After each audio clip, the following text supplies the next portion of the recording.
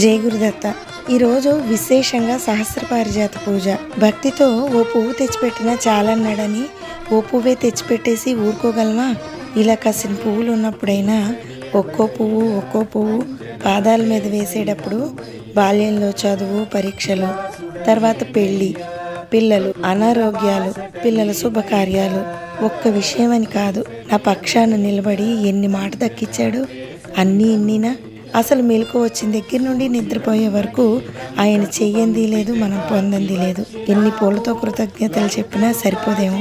కళ్ళ నిండుగా కాసేపు ఇలా పూజ చేసుకుని ఆ ఇష్టమైన 4 అప్పాలు తినమని ప్రేమతో నివేదన చేస్తే మనసుకి చాలా తృప్తిగా ఉంటుంది. పూజ అయ్యి ఇలా యువతలకి రాగానే వాకిట్లో స్వామి ఉన్నారు. అసలు కాలు చెయ్యి ఆడలేదు.